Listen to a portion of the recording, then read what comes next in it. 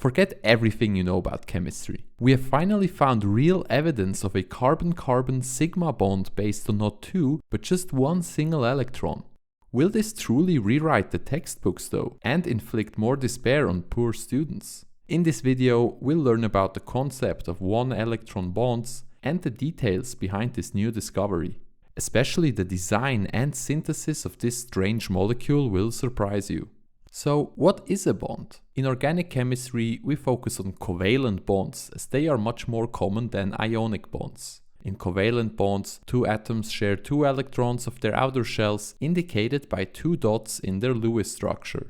In the case of chlorine, this completes its octet of 8 valence electrons, which lowers its energy. By the way, it was Gilbert Lewis who proposed this model of bonding already more than a century ago.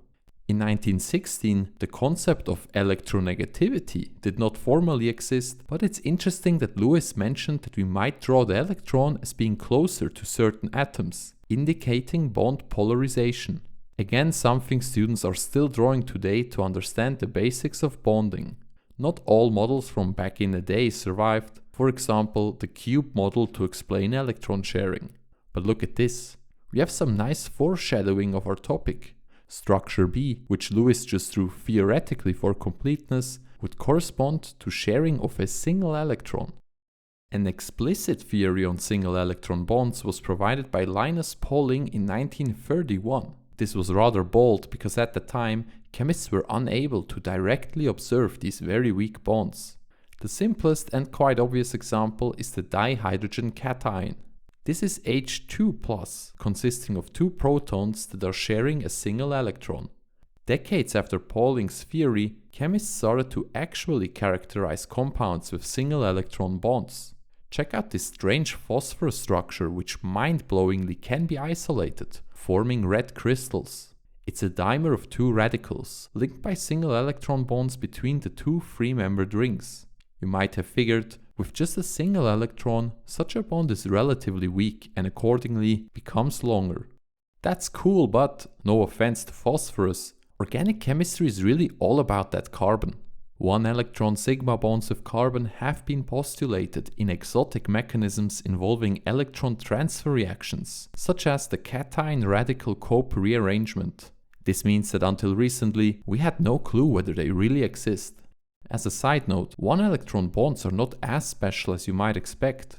Just like two-electron covalent bonds, they predominantly arise due to quantum interference phenomena. If you're interested, you can pause and read through these texts on the situation of the dihydrogen cation. As mentioned, this is the simplest case where one electron fluctuates between two protons. The theory is pretty complicated, and also our understanding is still evolving, as it seems that the specific impact of interference changes if we go from hydrogen to heavier elements. I didn't bother trying to understand everything here, as I'm really happy with not being a physical chemist. So how did chemists manage to isolate a carbon compound with such an elusive bond? Well, the first design idea was to use a hexaphenyl-ethane derivative. By attaching aromatic substituents to a carbon-carbon bond, we could stabilize the potential radical and cation characters that would develop. So far, so good.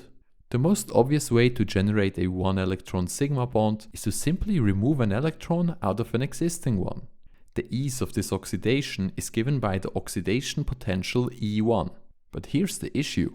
Despite the attempted stabilization, the radical cation would immediately fragment and simply give off another electron. E2, the oxidation potential of radical cations, is less positive than E1. So the key task is to find a system where the second oxidation is more controlled and proceeds in a stepwise manner. Conveniently, the research team had studied some strange hexaphenyl-ethane derivatives before. They all have a shell of aromatic rings which act to stabilize and protect the weak central CC bond. Interestingly, tweaking the bottom half slightly changes the oxidation behavior completely. While compounds 1A and 1B undergo a one-step 2-electron oxidation, the compound 1C shows a stepwise 1-electron oxidation. You can see in the cyclic voltammogram that instead of the continuous rise that we see for 1A and 1B, we have two little bumps for 1C, corresponding to the individual one-electron oxidations. But what makes this particular system special? Well, it boils down to the length of the bond that we are oxidizing. Compared to ethane, which has a bond length of 1.54 angstrom, the bonds in our series get longer and longer. This is driven by the steric repulsion of the rings, as the two huge groups simply don't want to get too close to each other. If the bottom half becomes even more locked up, the central bond elongates further. At the time of its discovery, this third compound featured the longest CC bond ever found in neutral hydrocarbons. You might wonder how exactly bond length explains the oxidation potential. Oxidations depend on the energy of the electrons that are removed, so unfortunately we do have to look at some orbital wizardry called through bond interaction.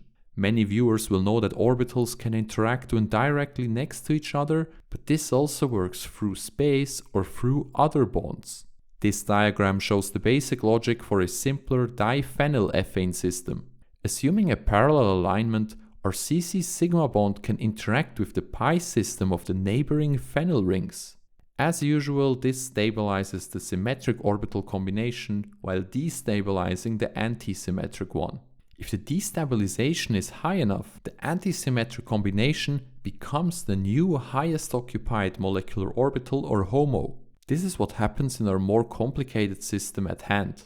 So what is it with the bond length? A longer bond is a weaker bond with a higher energy level of the original sigma orbital. You might know that orbital interactions get stronger the closer the two orbitals are in energy.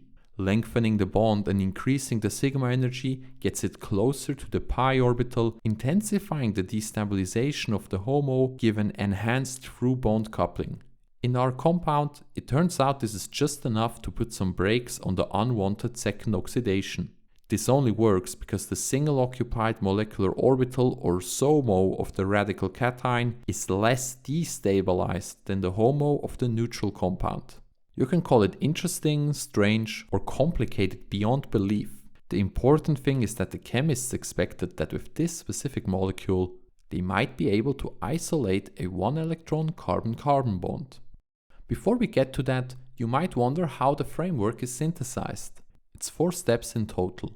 We start with the bottom half bearing 2 bromo groups. Upon lithiation, they turn into nucleophiles that can attack the carbonyl groups of 2 equivalents of dibenzosuberenone. Now creating the ultra-long bond makes use of the same factor that we need to stabilize the radical cation, the aromatic rings. By adding protons or a Lewis acid, here TMS+, the hydroxyl groups dissociate, leaving back a stabilized dication.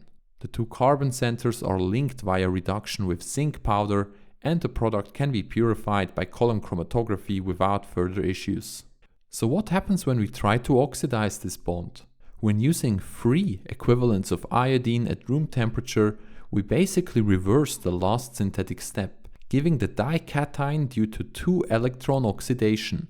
They were able to recrystallize dark violet crystals containing triiodide as a counteranion and confirmed the structure. But by just using 1.5 equivalents of iodine, they suppressed the overoxidation and struck gold, or carbon. You might ask, how can we be sure what this second product really is? The first information comes from electron spin resonance spectroscopy, which can detect the unpaired electrons. We really are dealing with a highly stabilized radical here. More important is the X-ray analysis of their nice crystals. You don't see the packing of the counterion, but given its presence, we know we really are looking at a radical cation. Our central sigma bond, which was already ultra long before, is stretched out to an amazing 2.9 angstrom. Obviously, with just 1 electron being shared, the bond is weak and thus very long. What you don't see when drawing this on paper is the geometry of the top 2 rings. The one on the bottom here is slightly bent, while the one on the top is as flat as a pancake. Despite the slight distortion, it looks like the 2 carbons are both sp2 hybridized, just what you would expect without the bond.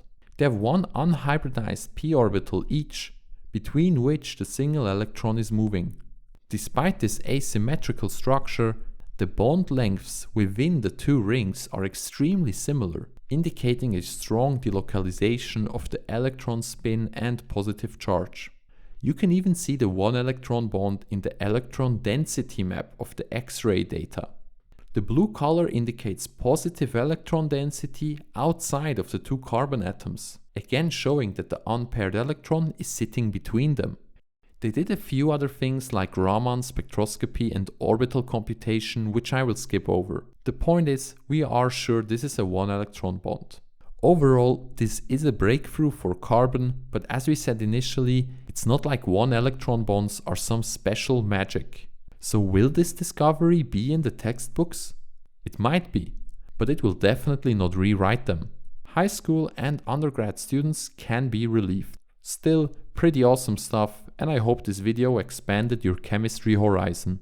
Thank you so much for watching, and a special thanks goes to my channel supporters here on YouTube and on Patreon. If you liked the topic, please leave a like, comment or subscribe. I hope to catch you again in the next one.